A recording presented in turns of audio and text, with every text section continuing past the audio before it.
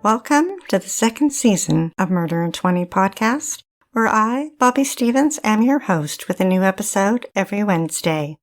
If you're a serious fan of true crime and love listening to podcasts, but don't want all that small talk, you've come to the right place. We get right to the facts. Murder in 20 episodes are concise and complete in 20 minutes. Less talk and more true crime. Thanks for tuning in. Now let's get to this week's episode.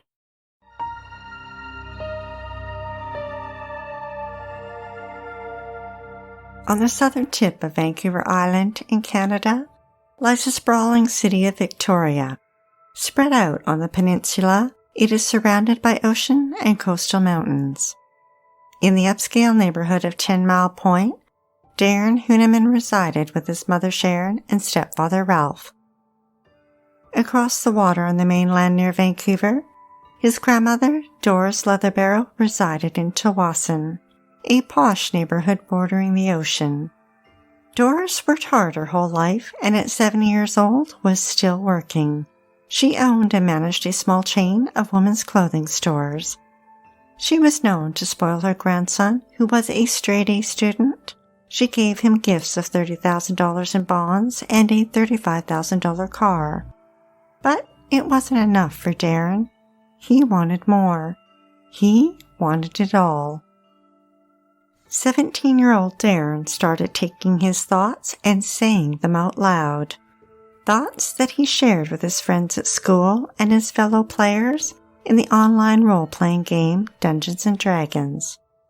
Darren was a dungeon master, the one who controls the game, the storyteller, the one that chooses the plot, sets the rules, and enforces them.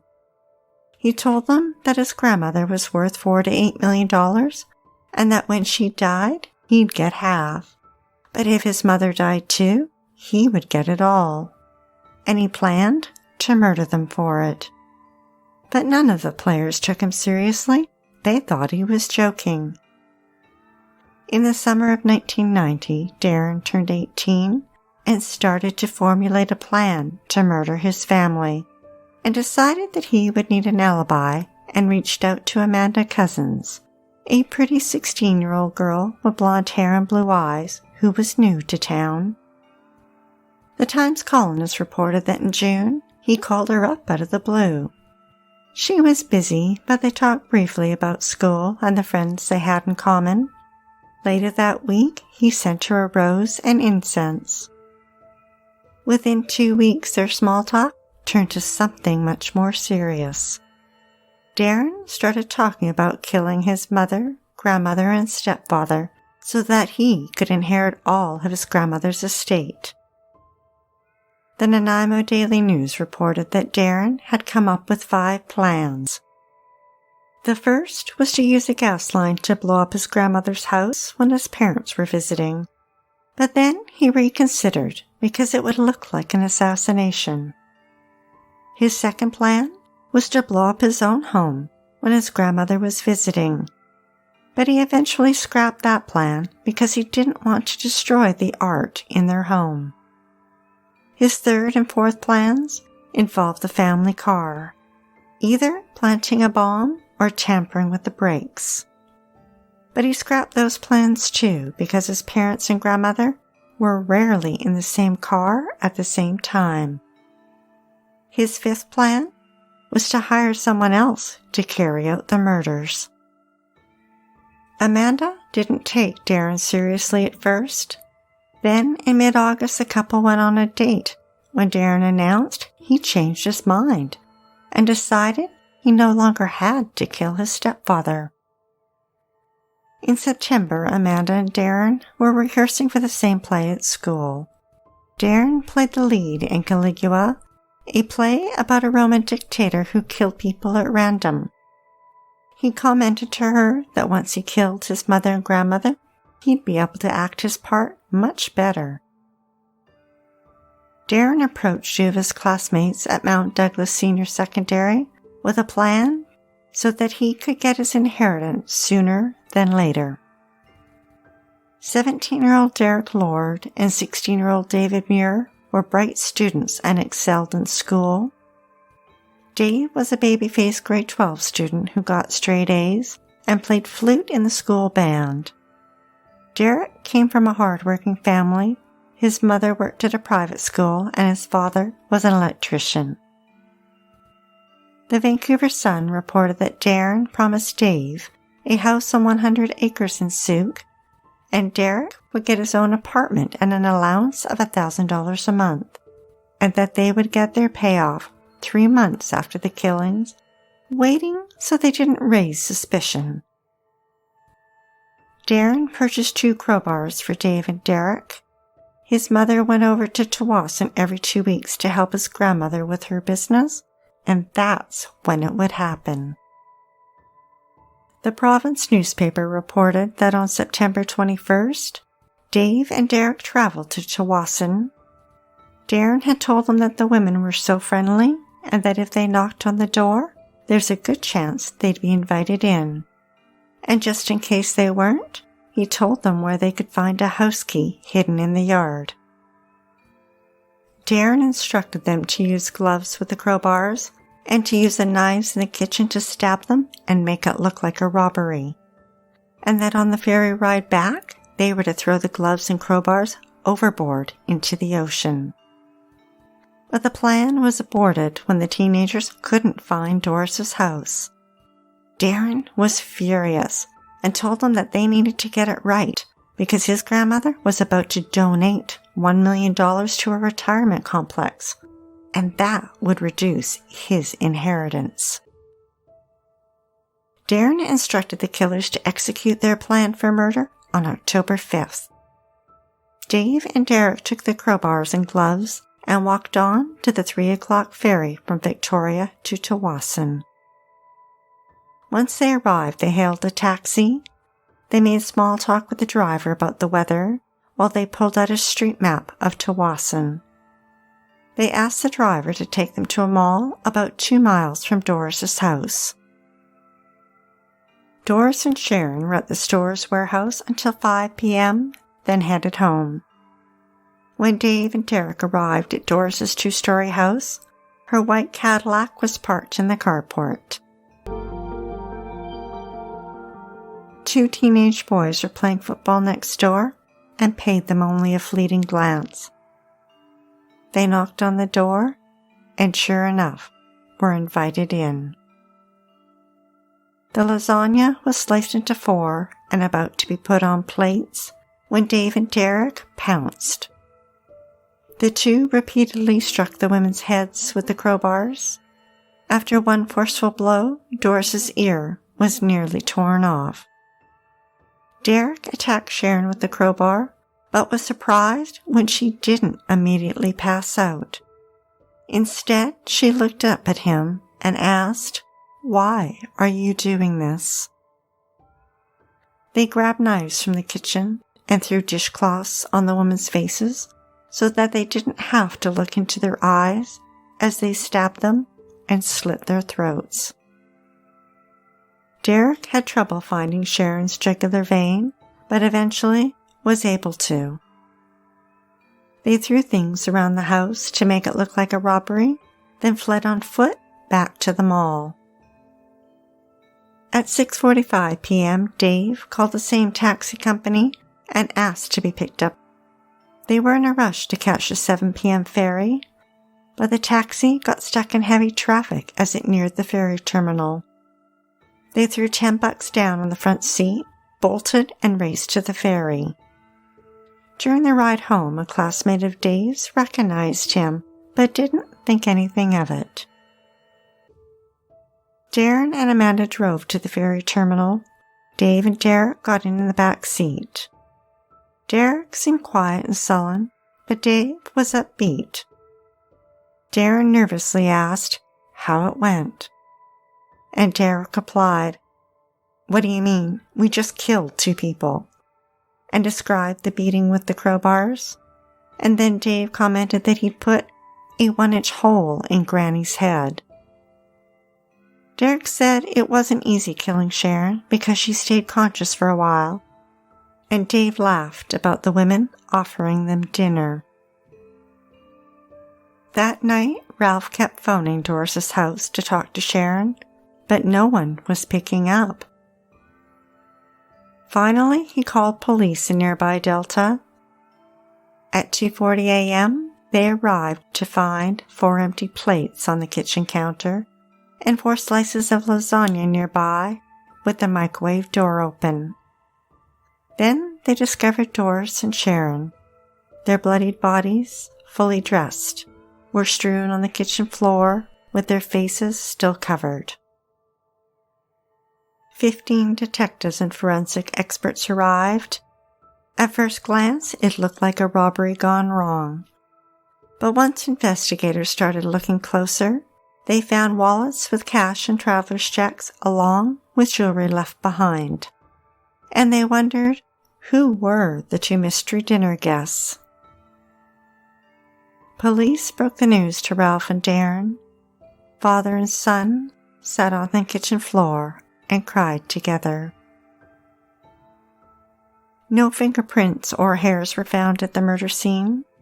Police appealed to the public for information, then began looking at everyone close to the women, starting with family members. It didn't take them long to rule out Sharon's husband Ralph, as he had no motive.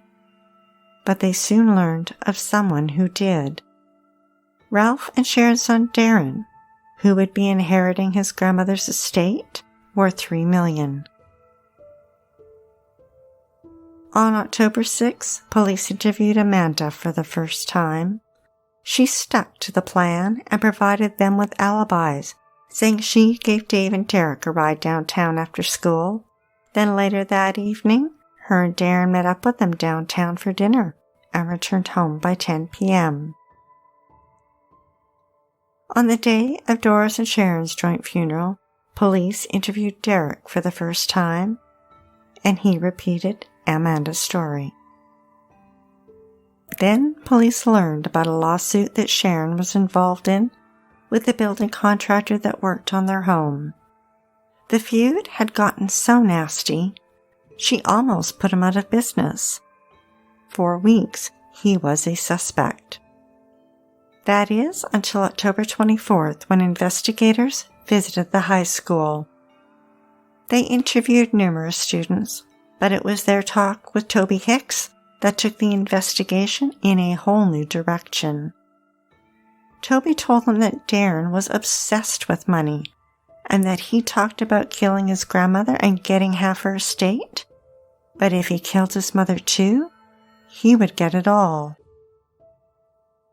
The principal provided investigators with student photos of Darren's friends. Investigators focused on Darren's alibi and put wiretaps on Darren, Dave, and Derek's phones. Near the end of October, Darren took Amanda out for a champagne dinner. She was afraid to say no, afraid of what Darren would do to her. She knew too much. A few days later, he broke up with her. Amanda felt used, hurt, and angry. A month after the murders, investigators interviewed taxi drivers in Tawasin. Using the photos the principal at the high school had given them, they asked the drivers if they recognized anyone. The driver who picked them up at the ferry terminal and had taken them to the mall said that the photo of Dave rang a bell.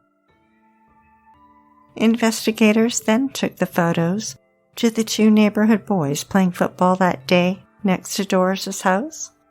One of the boys picked out the photos of Dave and Derek. Investigators went back to Amanda's house to interview her again on November 16th. This time, her mother was home, and Amanda retracted her statement about having dinner with the boys and admitted she'd had dinner at home. This gave investigators the feeling that she was lying and that she knew more. Amanda wanted out, but stayed quiet.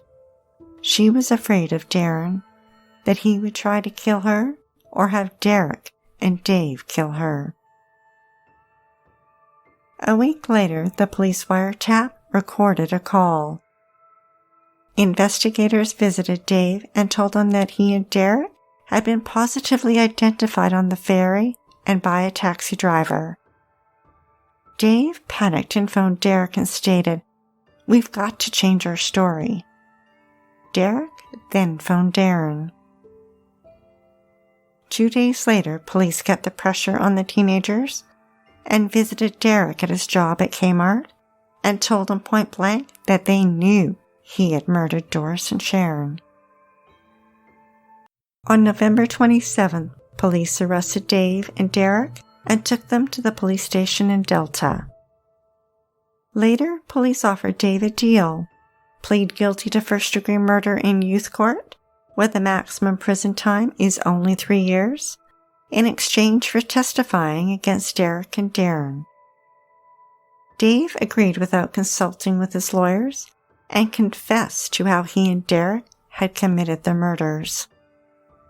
But the next day, Dave's lawyers stepped in and declined the plea bargain.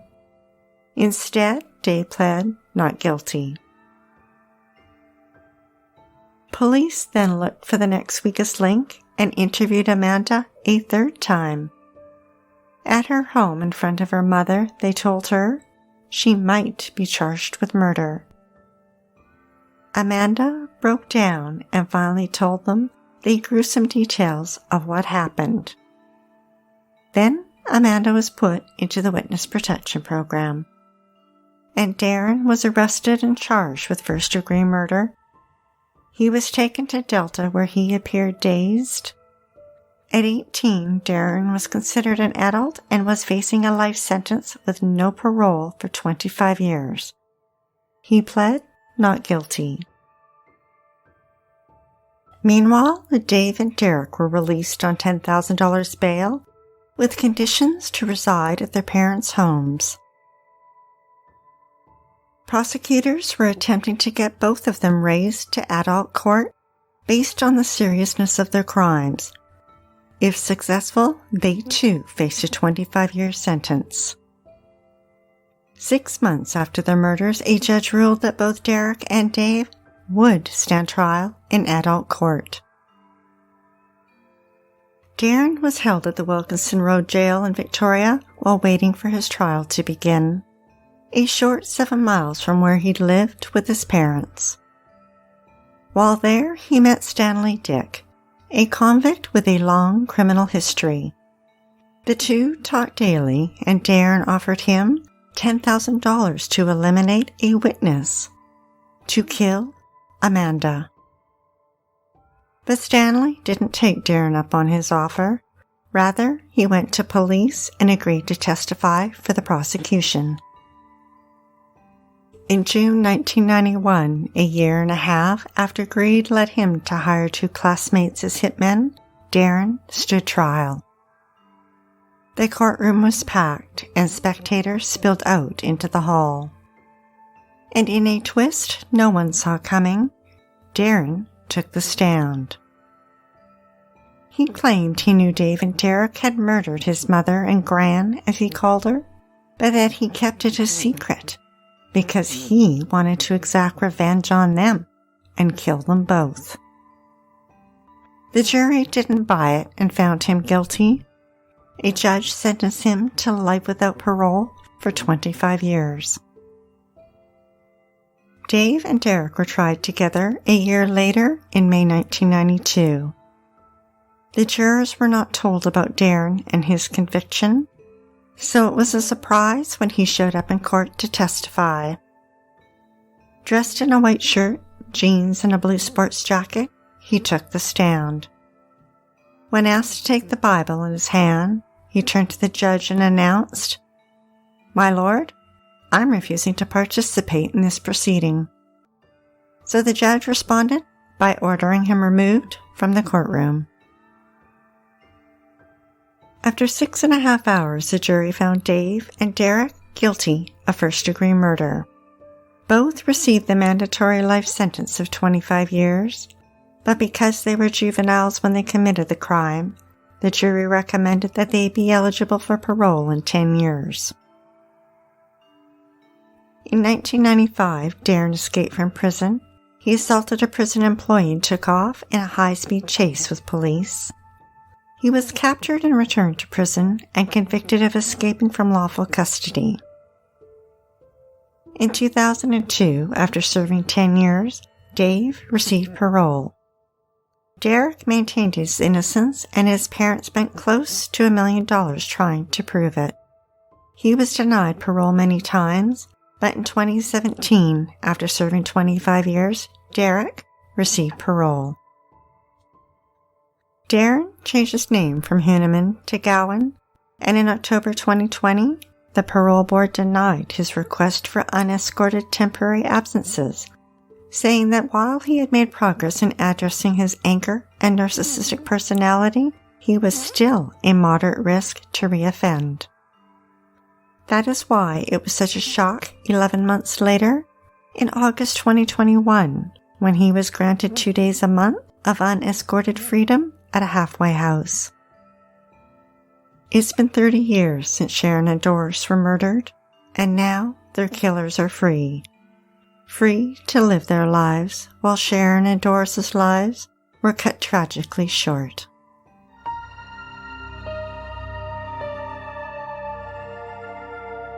Be sure to tune in next Wednesday for the episode of Bruce Beresford Redman.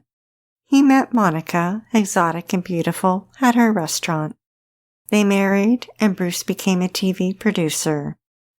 With success came challenges. Both had affairs. Then a vacation meant to bring them back together, tore them apart forever, when she wound up dead.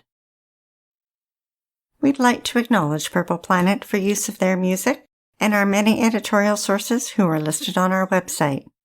If you're dying to hear more, past episodes of Murder in 20 are available for free at murderin20.com, Apple Podcasts, Google Podcasts, Spotify, Podcast Addict, Stitcher, iHeartRadio, and YouTube. Also learn about upcoming episodes on Instagram, Twitter, Facebook, and TikTok. To support Murder in 20, please like and share, and feel free to leave a 5-star review on any one of them, or all of them. We're not shy. Until next week, stay safe, sleep with the lights on, and don't play with strangers.